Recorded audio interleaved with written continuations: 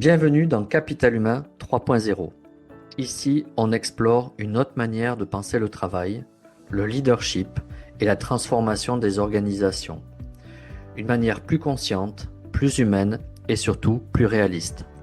Je m'appelle Johan Darquest, j'accompagne des dirigeants, des managers et des organisations qui sentent que les anciens modèles s'essoufflent et qui cherchent à transformer leurs tensions humaines en ressources durables.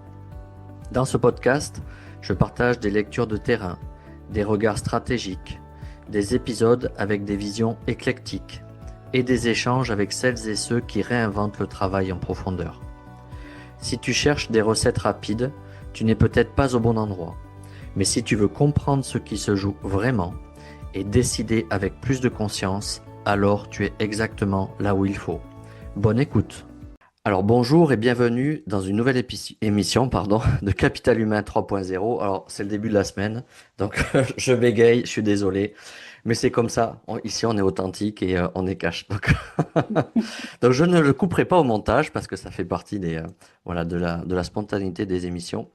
Donc vous êtes bien dans Capital Humain 3.0 et je commencerai par une phrase toute simple, c'est les RH sont souvent au cœur des transformations, mais rarement au centre de l'attention. Alors aujourd'hui, dans Capital Humain 3.0, on va parler d'un sujet aussi sensible que stratégique, la tension vécue par les professionnels RH et les chemins possibles vers une régénération profonde. Tout un programme. Charge émotionnelle, injonction paradoxale, rôle de pompier permanent, solitude des décisions. Les RH sont devenus des points de convergence de toutes les fragilités organisationnelles. Alors une question s'impose, peut-on encore transformer les organisations sans transformer la posture intérieure de celles et ceux qui les accompagnent? Pour explorer cette question, j'ai choisi un regard croisé. Deux regards croisés, avec deux femmes qui incarnent une autre manière de penser, de former et de vivre la fonction RH. Deux parcours différents, mais une même conviction. Le changement durable commence par l'expérience vécue, la posture et la capacité à se réguler soi-même. Alors je vais commencer par une petite présentation de mes chers invités. Donc Nina Lassalle. Donc Nina est une DRH à temps partagé, formatrice RH et animatrice du programme Régène RH. Après plusieurs années au cœur des organisations, elle a fait un constat lucide. Les RH portent énormément, beaucoup, mais disposent de très peu d'espace pour se déposer, se régénérer et se réaligner. Avec Régène RH, Nina a imaginé un dispositif par et pour les RH, où l'on parle sans masque, de fatigue, de solitude, de pouvoir d'agir, et où la transformation ne se passe pas, uniquement par des outils, mais par un changement de posture intérieure. Sa force, relier le terrain, la réalité du terrain, la stratégie RH et le travail en profondeur sur la posture professionnelle. Et puis il y a Clara Coury. Clara est cofondatrice d'Eclo & Co, une structure qui développe une approche singulière de la formation, à la croisée de la pédagogie environnementale, des soft skills et de l'expérience incarnée. Son parcours l'a amené à questionner très tôt les formats de formation classiques, souvent trop descendants, trop cognitifs, et déconnectés du corps, du lieu et du vécu réel. Alors avec Eclo & Co, Clara explore une pédagogie tête, cœur, corps, où le lieu devient un lieu d'apprentissage et où l'on apprend autant parce que l'on ressent, alors je reprends, et où l'on apprend autant par ce que l'on ressent que par ce que l'on comprend. Et sa conviction, on ne se développe pas par des postures nouvelles, sans expérience vécue ni transformation intérieure. Alors deux regards, deux chemins, une même intuition. Les RH ne pourront pas accompagner des organisations vivantes si elles ne disposent pas eux-mêmes d'espace pour se régénérer. C'est ce que nous allons explorer ensemble dans cet épisode. Des constats sans filtre, des expériences de terrain et surtout des pistes concrètes pour redonner du souffle, du pouvoir d'agir et du sens à la fonction RH. Alors installez-vous bien confortablement parce que j'ai deux invités avec deux parcours et deux visions très éclectiques et je suis ravi de vous accueillir mesdames, Clara et Nina. Merci Yann. Quelle intro? J'aime bien les intros théâtrales comme ça. Moi, ça me plaît Ouais. parce que quand j'étais gamin, ça me faisait rêver. Et voilà. Donc, je le fais pour mes invités. Ah bah, Donc, merci. alors, toutes les deux, j'aimerais bien déjà qu'on rentre un petit peu dans votre univers parce qu'il y en a qui vous connaissent quand même. Voilà, vous communiquez beaucoup sur LinkedIn, vous êtes très présente. Donc, il y en a qui vous connaissent, mais d'autres, parmi nos auditeurs, ne vous connaissent pas.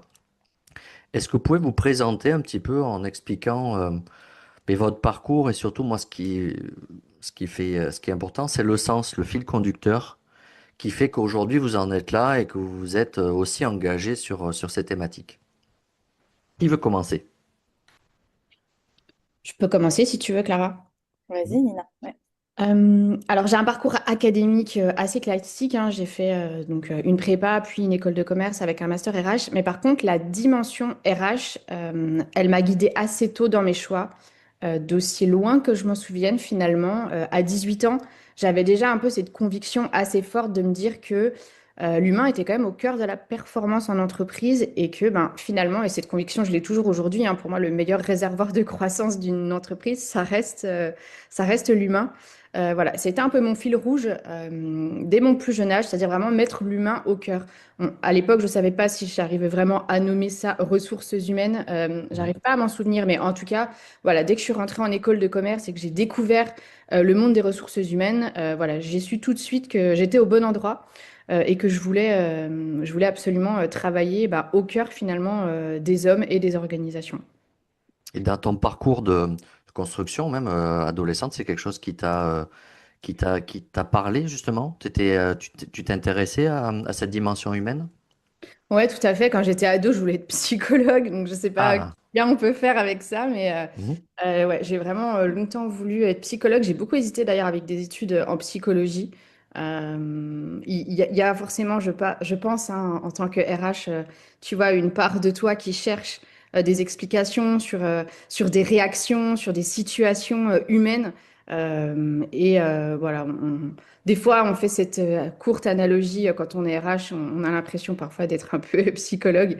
Mais c'est vrai que dans certaines situations ou dans certaines postures, on a l'impression, alors quelques secondes, hein, d'avoir une mhm. casquette, c'est assez drôle, entre guillemets.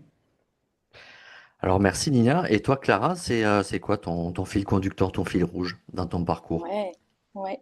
Bah, du coup, pour nos auditeurs, il faut comprendre une chose. Moi, je ne viens pas du tout de la RH. Je pense que tu l'as Mhm, aussi un peu mentionné dans l'intro. Moi, du coup, je viens d'un parcours assez classique, école de commerce, etc. Et surtout, une soif de créer.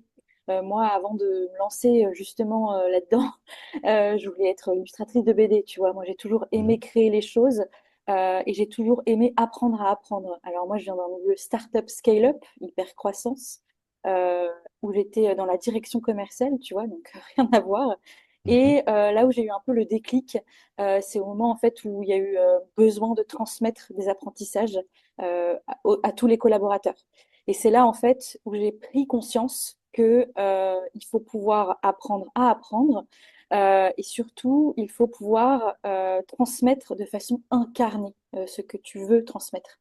Il n'y a rien de pire, et tu l'as dit dans l'intro, que des formations très descendantes où en fait tu es assis sur une chaise, tu te mets pas en mouvement, on te donne des flots et des flots d'informations, et puis à toi de faire le tri dans ta tête, etc. Et en fait, à la fin, tu retiens quasiment rien.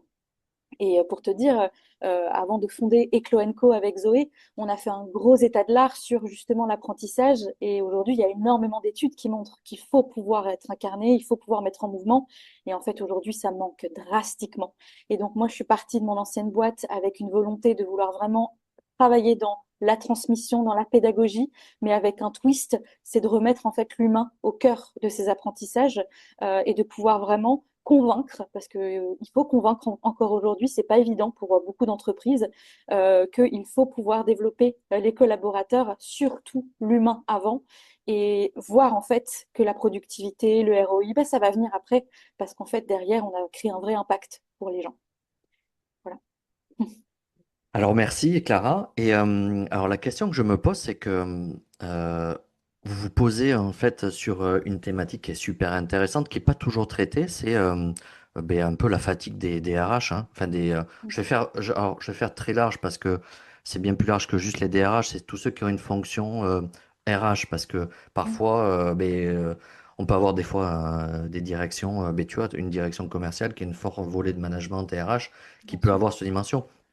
Comment vous en êtes arrivé à se dire, maintenant, je m'engage, je crée une structure et je vais répondre à cette difficulté qu'ont les personnes dans la fonction RH? Qui veut intervenir? Moi, j'avais vraiment la volonté de me dire, on a cette nécessité, nous, en tant qu'RH, de se former différemment, mais plus qu'une formation, tu vois, vraiment un lieu, une expérience dans laquelle tu peux vraiment déposer ce que tu vis. Tu vois, Mm. comme par exemple dans le monde médical, on fait de l'analyse de la pratique. Alors, je sais pas si on peut faire de comparaison, mais en tout cas, voilà, vraiment un espace, un lieu où tu peux discuter, échanger vraiment déposer ce que tu vis et voir comment tu peux le transformer dans ta posture. Ça, c'était vraiment quelque chose d'important. Et après, sur quelques mots peut-être sur notre rencontre avec Clara et Zoé, elle s'est fait tout à fait par hasard grâce à la magie de LinkedIn. Et on a fait un call de rencontre et je pense que voilà, nos énergies se sont connectées assez facilement entre l'ADN d'Eclo Co et ce que moi j'avais vraiment envie de transmettre sur la dimension RH et ça a fait des paillettes assez facilement, je dirais.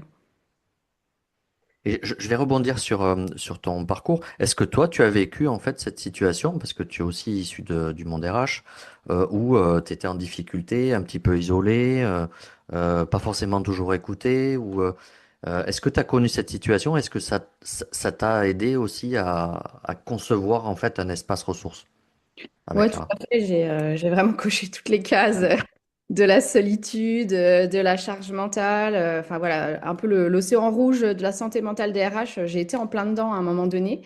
Le déclic pour moi, ça a été ma deuxième grossesse. Pas parce que je devenais mère de nouveau, mais plutôt parce que finalement, un peu ton corps, tes émotions, tes priorités, elles changent et en fait, tu te rends beaucoup plus compte que ce que tu incarnes, ce que tu dégages, ce que tu ressens, ça compte tout autant, voire plus que les process que tu crées, que tu vis, que tu t'acharnes à faire Mhm. respecter en entreprise.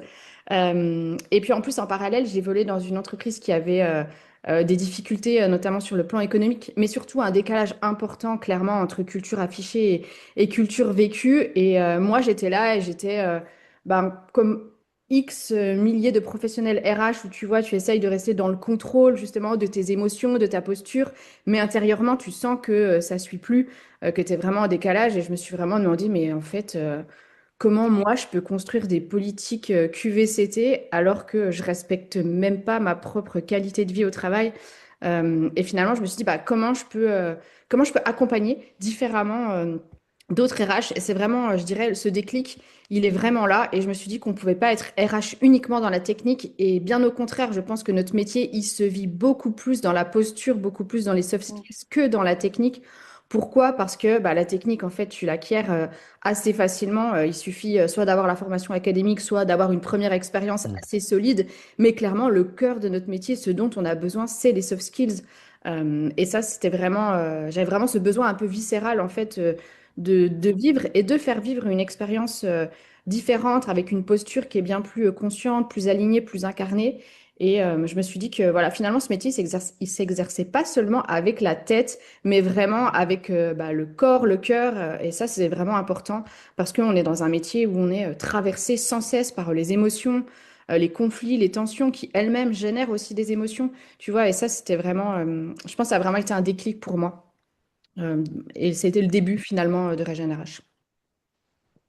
Et toi, Clara, qu'est-ce qui fait que tu en es venu à t'intéresser justement à cet univers? En plus, tu es, un- je dirais, un peu plus éloigné du domaine RH que Nina, mais quand même, c'est quelque chose qui te touche.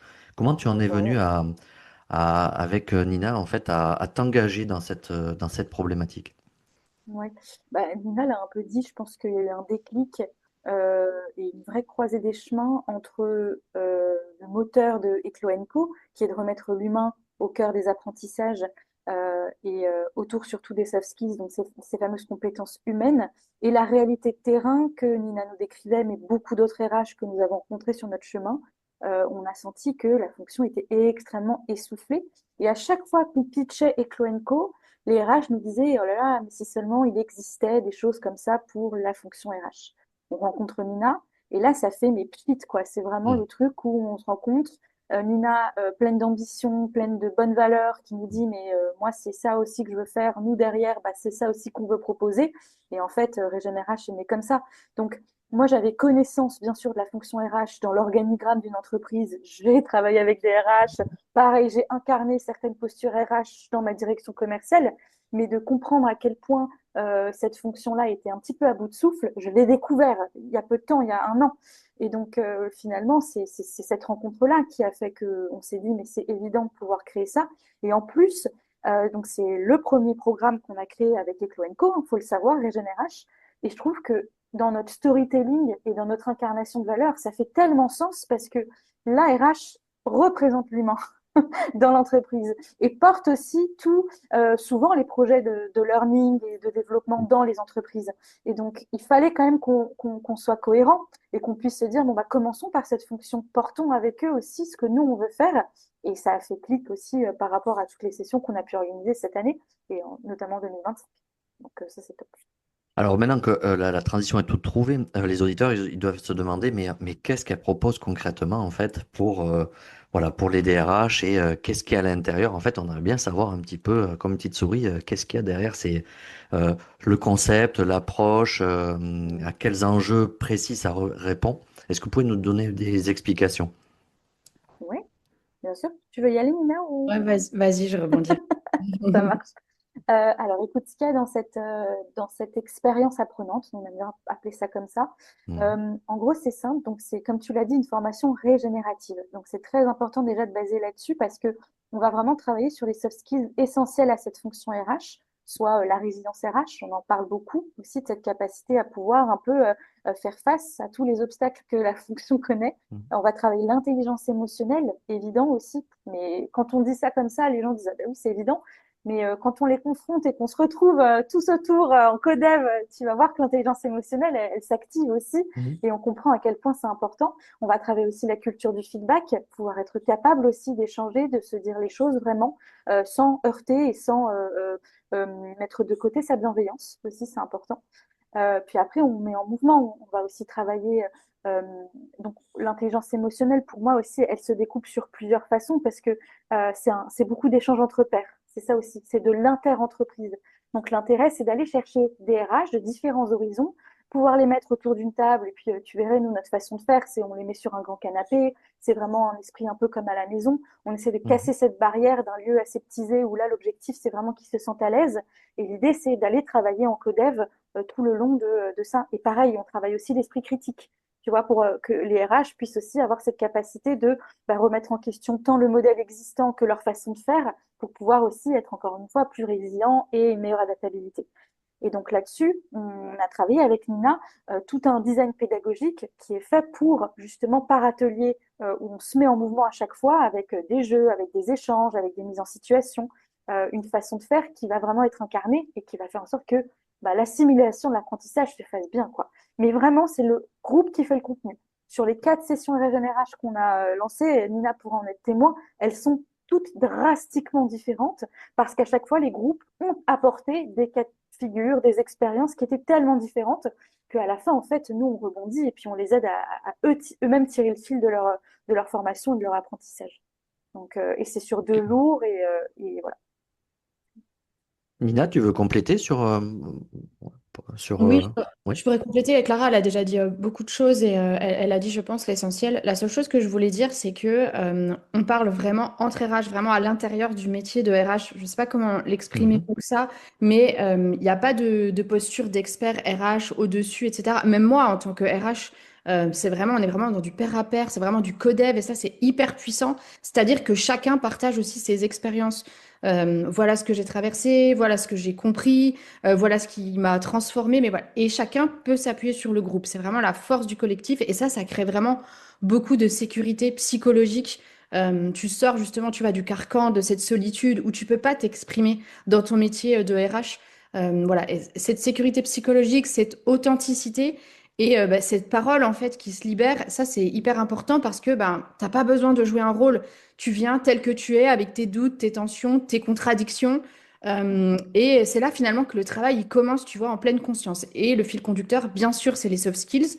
Donc, c'est ce travail-là que je viens de décrire, on le retrouve, enfin, on le fait ensemble pour chacune des soft skills qu'on explore. Et ensuite, bah, voilà, chacun explore sa propre posture en pleine conscience. Donc, c'est un peu à mi-chemin, si tu veux, entre faire un travail avec moi-même, donc d'introspection, et s'appuyer sur la force du groupe, du collectif, pour travailler bah, toi-même ta propre posture.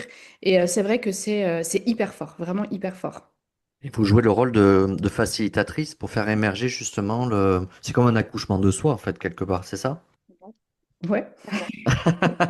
Mais Puisqu'on est en plein clairement, dans la maternité. Donc, ah oui, oui, oui, ça, c'est sûr. Non, mais je trouve que l'analogie est pas mauvaise parce que tu as vraiment ce côté limite gestation pendant les premiers ateliers où tu sens que voilà, ça commence à travailler.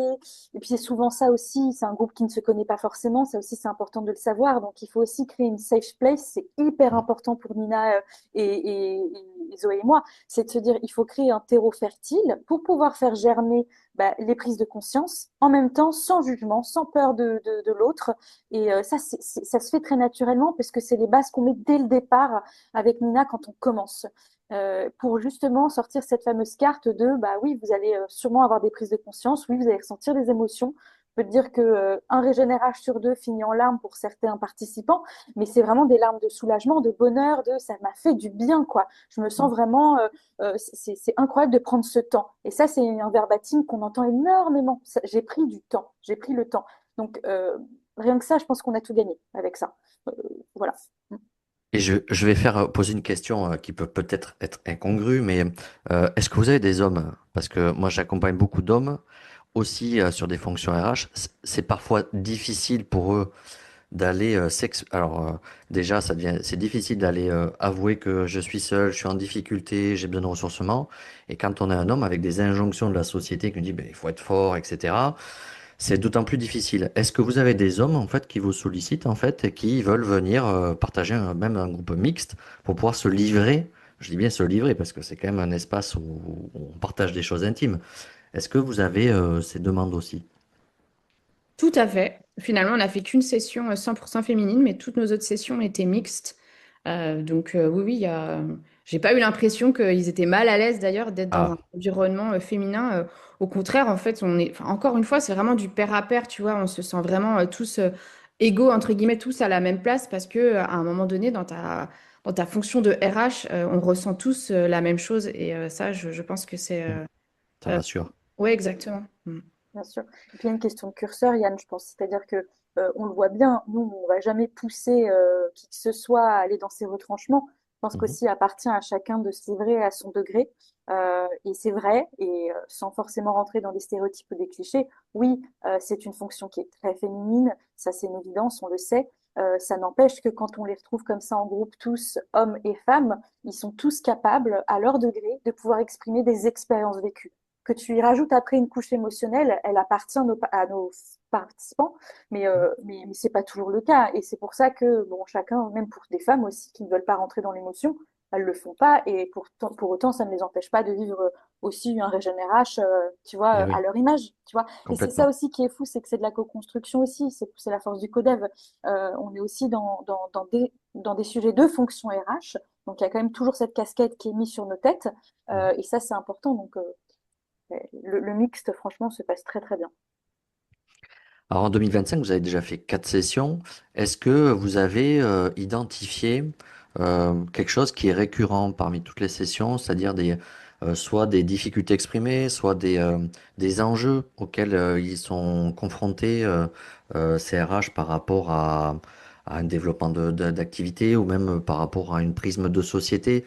Qu'est-ce qui ressort je vais dire, de récurrent par rapport à ces 4 groupes? Si vous avez des éléments hein, à nous partager, et puis avec la discrétion que ça suppose aussi. Donc, est-ce qu'il y a des choses qui vous viennent comme ça? Ouais. Ce qui me vient en tête tout de suite maintenant, et je parle vraiment avec mon scope presque omniscient de la fonction RH, parce qu'encore une fois, je n'en fais pas partie fondamentalement. Moi, ce qui m'a marqué, ce qui revient assez souvent, c'est un peu les conflits internes. Et ce que finalement Nina décrivait assez naturellement dans ses expériences qu'elle a vécues, c'est se dire, je suis comme ça, mais je dois faire ça comme ça ne me va pas. Et le soir, quand je rentre chez moi, j'ai une boule au ventre. Je ne Ok. suis pas satisfait avec mon alignement. Voilà, c'est les questions d'alignement. Ça, c'est quelque chose qui vient de façon assez récurrente.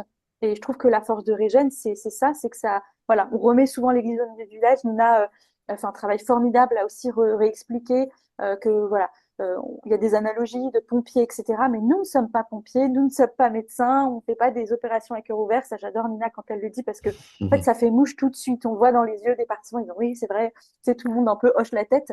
Mais il y a, Mhm. il y a- il y a des problématiques d'alignement pour moi qui reviennent très souvent. Ok. Nina, tu veux compléter?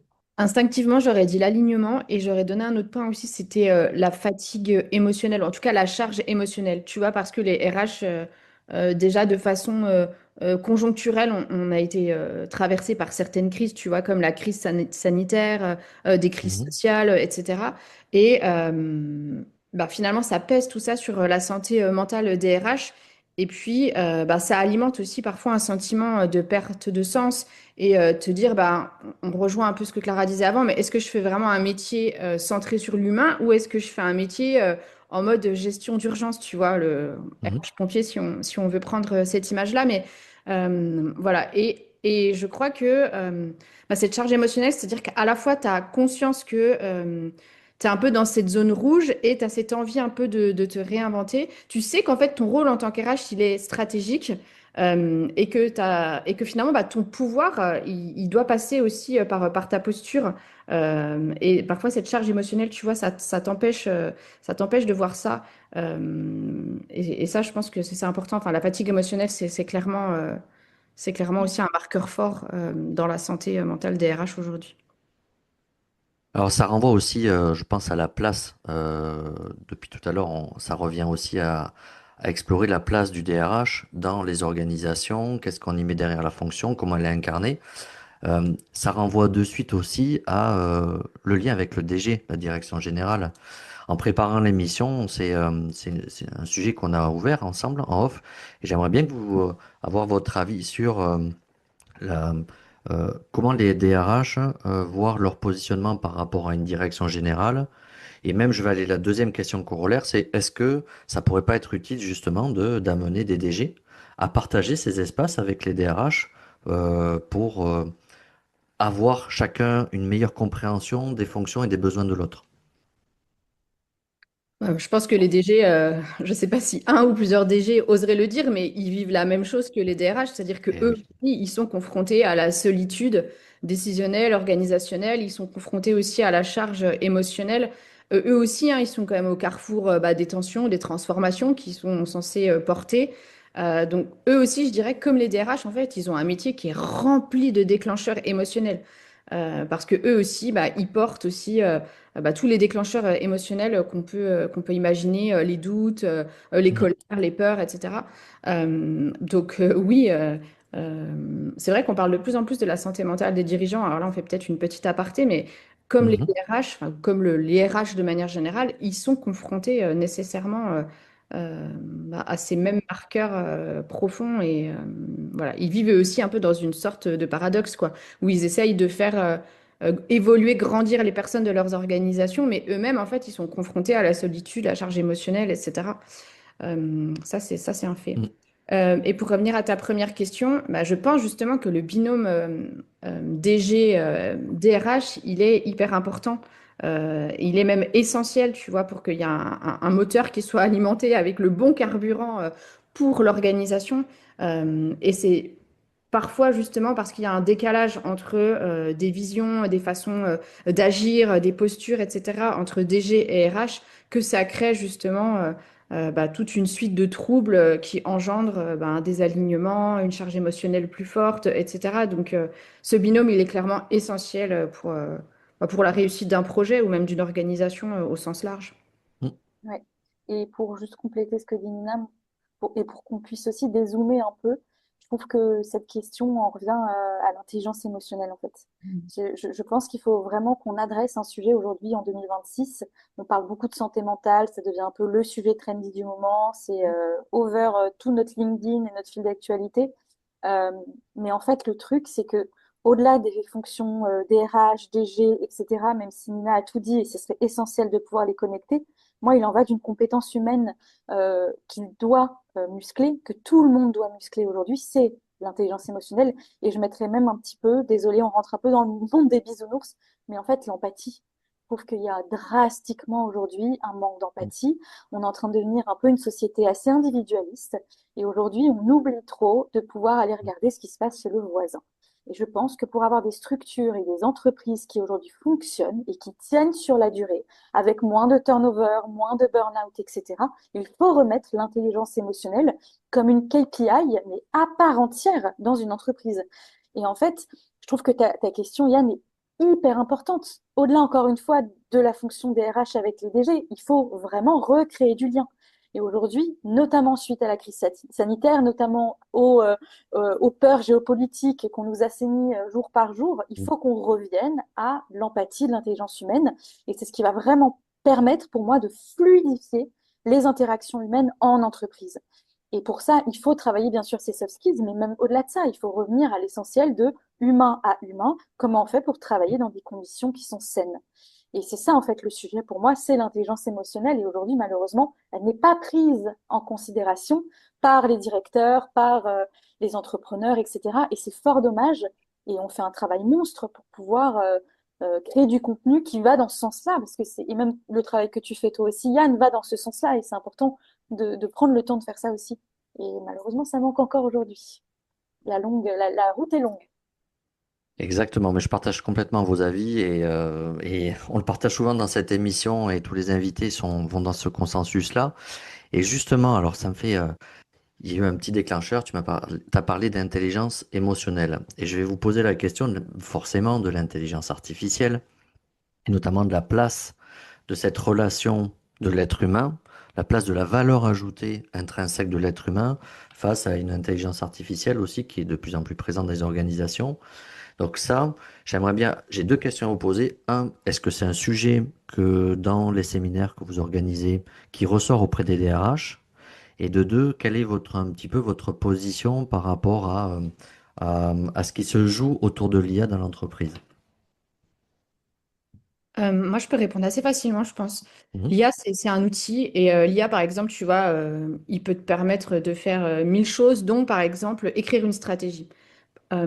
Mais ce que je veux dire, c'est que finalement, comment tu peux parler de stratégie ou peu importe de ce dont tu parles finalement, mais sans intelligence émotionnelle? Parce que tu vois, l'intelligence émotionnelle, elle est au cœur de tout. C'est comme si tu voulais parler de leadership, mais que tu parlais pas d'humain. C'est Euh, vrai. Tu vois, peu importe ton poste dans Mm. l'entreprise, tu gères des humains, que tu sois head of sales, DRH, DG, tu gères des humains. Ta stratégie, bien qu'elle soit exceptionnellement bien écrite par l'IA ou pas d'ailleurs, Mm. tu la déploies à travers des personnes. Et que ce soit un RH épuisé ou peu importe la fonction, mais si on reste sur la fonction RH, comment un RH épuisé, qui n'est pas aligné, qui est en tension, même s'il est très compétent, il ne peut pas porter une vision forte. Parce que finalement, la stratégie, c'est pas seulement ce que tu décides de faire, mais c'est plutôt la posture, tu vois, ce que tu dégages, la manière dont tu portes les sujets, la manière dont tu incarnes les sujets. Et je pense que, en fait, l'IA, elle est dépourvue complètement d'intelligence émotionnelle et de toutes les dimensions de l'intelligence émotionnelle, dont l'empathie, dont Clara a parlé avant. Et quoi qu'il arrive, hein, non, tu peux pas aujourd'hui, en fait, parler de stratégie, peu importe où tu places la stratégie, enfin sur quel sujet ou sur quel projet tu la portes, mais je pense que tu peux pas parler de stratégie sans parler d'intelligence émotionnelle et tu peux pas, comment dire, tu peux pas porter une vision si tu ne mets pas l'intelligence émotionnelle parce que quoi qu'il arrive, tu gères des personnes et ce que tu déploies, peu importe ce que tu déploies, tu le déploies à travers des personnes. Et voilà, l'IA pour moi c'est juste un outil, mais Mhm. ça n'a absolument rien à voir avec ta posture, avec ce que tu dégages, avec ce que tu incarnes. Euh, Mm. voilà. Donc c'est ça la vraie valeur ajoutée intrinsèque de l'être humain, du coup, c'est ça? Ouais. Qui permet de se différencier de l'IA, en fait, c'est Ah ça? bah, ce qui nous différencie des robots, clairement. C'est clair. Ça paraît logique, non? Oui, oui, tout à fait. C'est le cœur, ouais. Et puis pour ajouter juste Ouais. la casquette un peu Eclo Co, pour répondre à ta question, on ne parle pas d'IA dans nos formations. Mhm. Pas par choix, tu vois, c'est même par je sais pas, par réflexe, ça m'est pas venu parce que demain, au moment où on parle de compétences humaines, effectivement, j'ai pas tendance à penser à de l'intelligence artificielle. Hmm. Mais la question est juste et aujourd'hui, on en voit beaucoup et je rejoins effectivement sans forcément euh, approfondir, je rejoins Nina à 100%. Ça, c'est un outil, ça doit rester un outil qui nous permet d'aller plus loin sur des choses qui nous prendraient du temps ou quoi. Mais pour le coup, c'est vrai que dans Regen RH, à aucun moment, avec Nina, on s'est regardé, on a fait IA. Non, pas du tout. Ever. Pas du tout. Ever, ouais. Mais quelque part, c'est bon signe, je trouve, parce que si ça ressort pas dans les groupes, c'est que vous focalisez sur l'aspect intrinsèque de l'être humain, justement, de cette valeur d'intelligence au sens large, hein, Bien sûr. collective, émotionnelle, Mm. même une forme de spiritualité aussi. Est-ce que ça, je le déconnecte du phénomène religieux, mais Bien est-ce que sûr. ça, cette dimension de la réalisation de soi, la quête d'épanouissement, qui peut être une forme de spiritualité, est-ce que ça ressort dans Ouais. ces espaces-là, qui peuvent être Oui. propices pour ça? Bien sûr, totalement. Totalement. Et c'est le fameux curseur dont on te parlait tout à l'heure. C'est effectivement euh, le, c'est ce terme valise, mais ce fameux développement personnel dont on parle beaucoup, c'est cette idée de Mhm. quelle version je veux être. Euh, et ça, c'est des sujets bien évidemment qui viennent sur le tapis parce que, tu vois, on fait par exemple un jeu que Nina a apporté dans le GNRH, c'est l'oracle des talents révélés où chacun va piocher sa carte et on parle un petit peu de cet animal qui nous ressemble le plus, pourquoi, on doit un peu confronter au groupe, pourquoi on a sélectionné cette carte, qu'est-ce qu'elle veut dire de nous, pourquoi, qu'est-ce que on renvoie chez l'autre.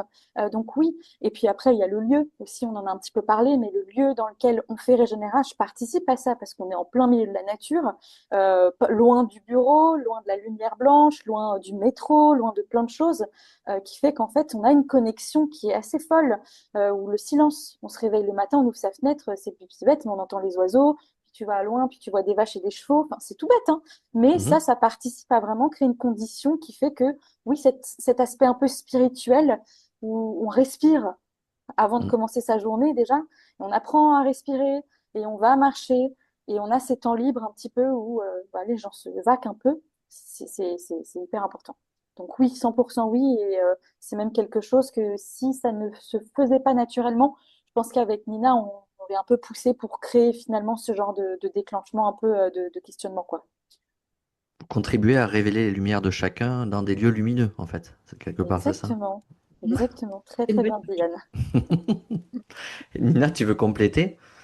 Non, non, C'est bon? je suis Mhm. complètement d'accord avec ce qu'a dit Clara. Mm. Ok. Alors moi, la question que je me pose, pour être très pragmatique, comment déjà comment on vous contacte, comment on vous connaît, et puis quelles sont les demandes spécifiques qu'on vous fait par rapport à Eclo Co. Hmm. Je vais répondre d'abord à ta dernière partie de ta question. Mhm. Il faut comprendre un truc, c'est que les RH, quand ils viennent chez Regen RH, ils ne s'attendent à rien. Ok. Et quand on leur pose la question, on leur commence souvent par dire qu'est-ce que vous attendez? Parce que nous, il faut savoir qu'avec Zoé et même Nina, hein, on prend le soin de rencontrer chaque participant avant le jour J pour leur poser la question à quoi t'attends-tu? Rien, j'ai besoin de souffler, j'ai hâte, j'ai juste envie de. Voilà. Donc, déjà, ça, c'est le premier truc généralement qui sort très instinctivement, tu vois. Ah oui. Comment nous contacter, c'est très simple. Sur le site ecloenco.fr, il y a la page Regen RH. Sur LinkedIn, soit directement à Nina, soit sur la page Ecloenco, comme les gens veulent, quoi. Mais ce qui est assez marrant, c'est que tout commence déjà par une connexion humaine. Donc en fait, c'est très très rare, par exemple, c'est un détail technique, mais qui a Mhm. son sens. C'est très rare que les gens fassent des demandes sur le formulaire. Il est très peu utilisé. C'est les gens nous connaissent d'abord par nous, ce qu'on publie, c'est les déclencheurs qu'on crée en communiquant. Ils vont d'abord nous rencontrer, puis après, la décision se fait. C'est Ouais, assez marrant dans ce sens-là, tu vois c'est ce que je veux dire? révélateur. C'est Mhm. assez révélateur. Donc, déjà, c'est comme ça que ça commence là-dessus. Et vraiment, vraiment, je ne rigole pas, ils ne s'attendent à rien. Et à part leur demander s'ils ont des allergies alimentaires, pour le coup, tu vois, il n'y a pas trop de... C'est bien quelque part, c'est intéressant parce que ça permet de laisser la place à être dans une meilleure disposition. C'est quand on vient, qu'on veut contrôler, que je m'attends ça, je veux ça, comme ça laisse pas passer en fait le cadeau que vous allez leur faire en fait quelque part. Ouais, complètement. Ouais. C'est une expérience humaine, hein, Régénération. Donc le point de contact, tu vois, il est humain et ensuite, bah, Mhm. chacun vit l'expérience humaine en fonction de son histoire, de son vécu. Et ça, oui, c'est hyper important. Donc forcément, tant que tu le fais en pleine conscience, ça c'est vraiment la chose la plus importante. Mais ensuite, oui, ça, il y a quelque chose de très personnel dans Régénération aussi. Ouais. Alors, qui c'est qui intervient dans l'animation? C'est toi, Nina, et Clara? Parce que vous avez parlé d'une troisième personne qu'on n'a pas mentionnée. Est-ce que vous pouvez aussi, même si elle n'est pas là, mais est-ce que vous pouvez en parler parce qu'elle fait partie du projet aussi? Sûr, Tout à bien sûr. fait. Bah, Eclo Co, c'est deux personnes, donc Mhm, c'est Zoé et moi. Et Zoé, mhm, c'est la cofondatrice, c'est mon associée. Elle, c'est la chef organisation, j'ai envie de dire. C'est elle qui chapeaute vraiment toute la structure, tout, parce qu'il y a une partie, on n'aime pas trop ce mot avec Nina, mais oui, qu'on le veuille ou non, il y a une partie un peu événementielle dans le sens où il faut aussi gérer la logistique, il faut gérer la rythmique. C'est notre eh maître oui. du temps. C'est elle qui nous fait les petits signes de allez, il faut structurer les choses parce que comme c'est du codev, ça peut dépasser, mais nous, on s'adapte et ça demande beaucoup d'adaptabilité avec Nina de faire ça. Mais après, en co-animation, c'est Nina et moi. Nina porte quand même drastiquement beaucoup le design pédagogique et en majorité, c'est Nina au devant de la scène. Et moi, je suis souvent sur le côté et c'est la partie un peu codev que je vais souvent animer pour aller rebondir. Et c'est vraiment l'art de questionner qui me passionne, que j'aurais tendance à faire en complément de Nina, c'est de rebondir quand quelqu'un dit quelque chose d'intéressant, de le connecter avec ce que quelqu'un d'autre a dit. Et c'est là où la puissance Régénération et avec Nina est chouette, je pense.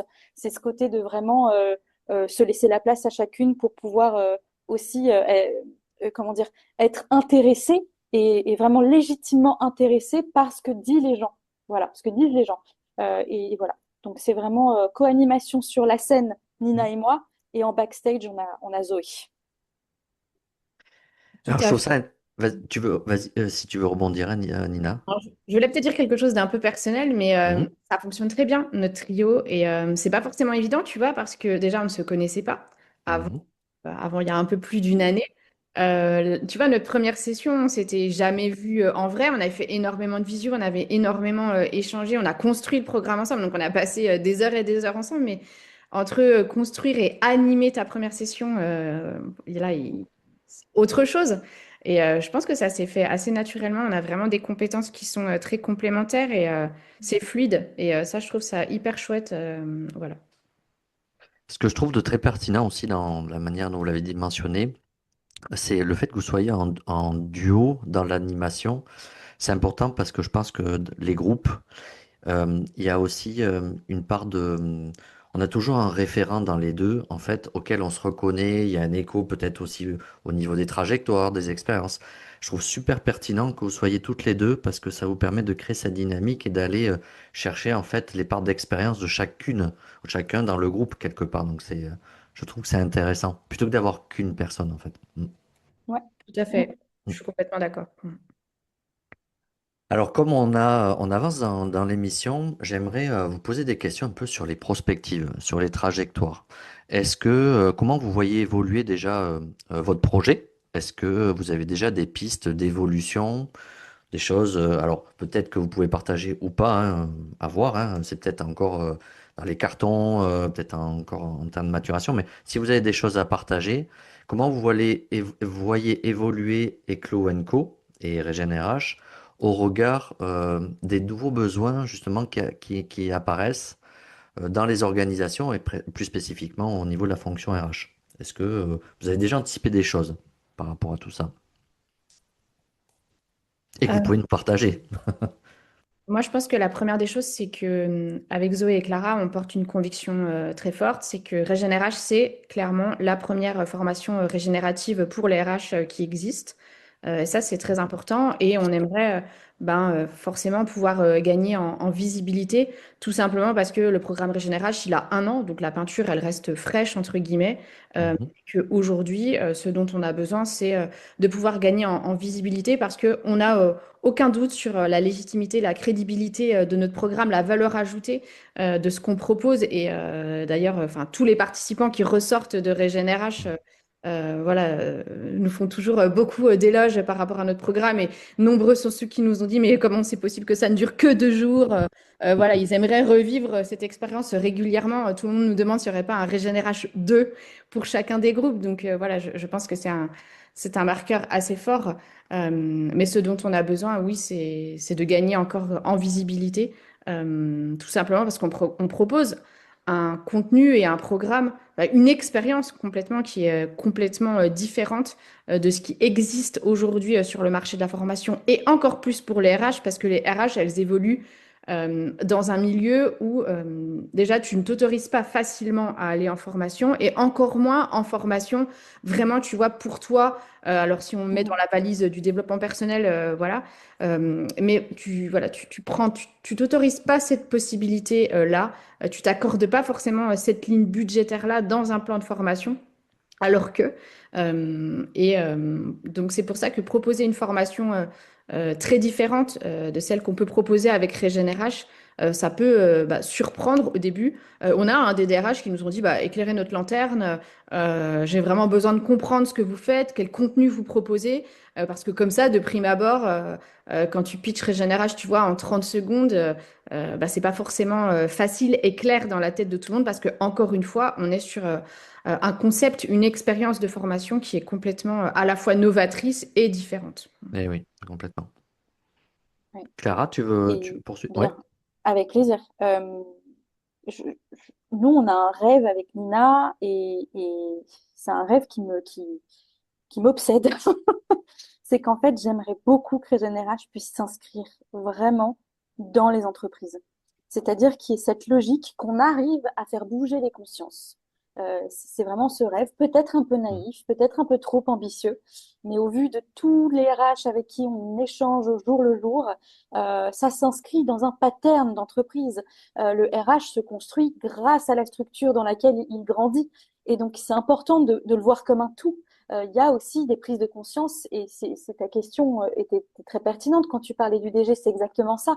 Comment Régénération aujourd'hui peut s'inscrire vraiment dans des structures de formation dans les entreprises et de se dire que même pour des grands groupes, de se dire, bon, voilà, Régénération, c'est 4 sessions dans l'année et vous inscrivez vos RH dedans pour, et Mina l'a très bien dit, un RH1 puis un RH2. La dernière session, typiquement, on en a 2 participants nous ont dit ça serait très pertinent, par exemple, qu'on revienne dans 6 mois.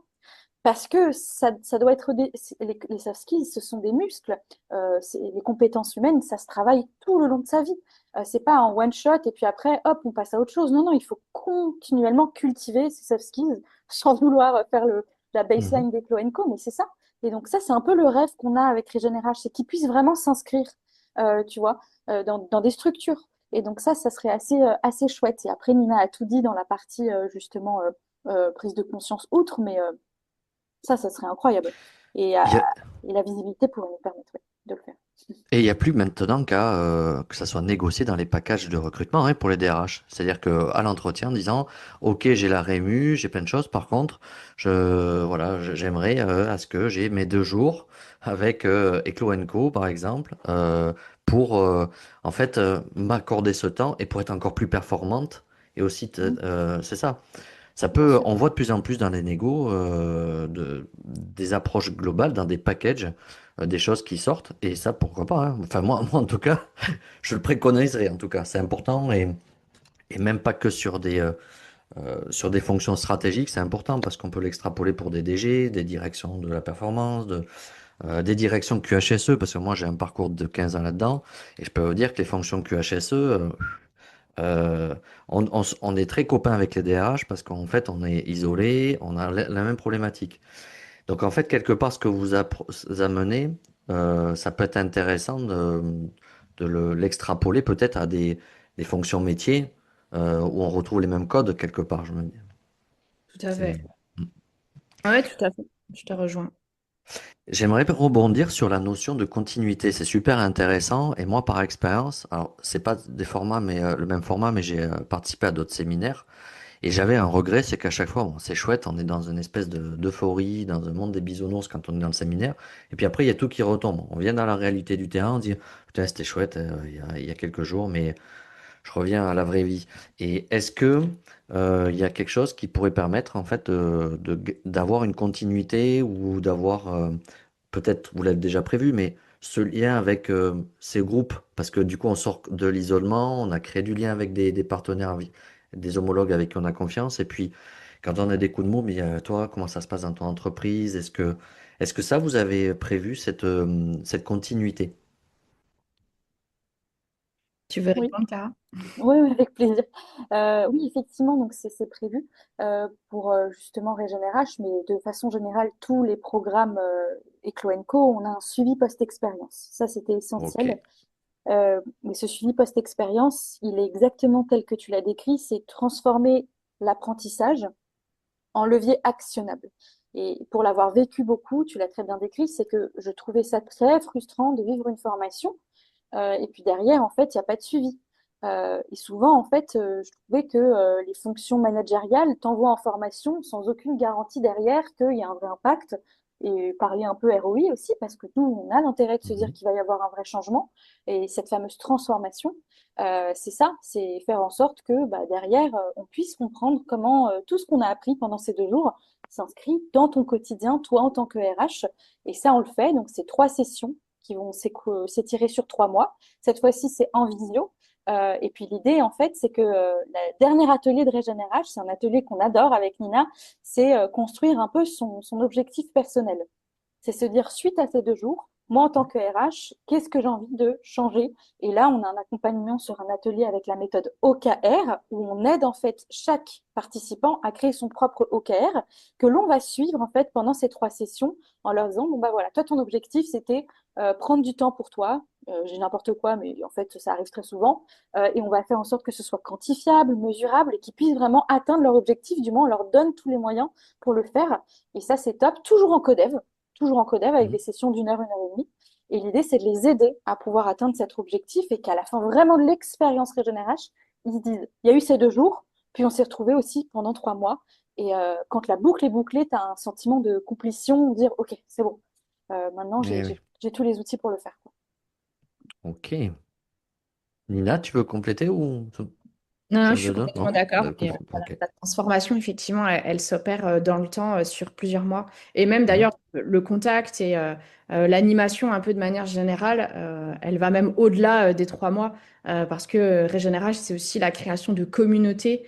Et voilà, le but aussi, c'est vraiment de pouvoir continuer à développer dans le temps cette communauté Régénérage avec tous les tips, tous les conseils. Mhm. Et toujours dans cette logique un peu de codev, de partage d'expériences et de comment je transforme mes expériences grâce à la puissance du collectif.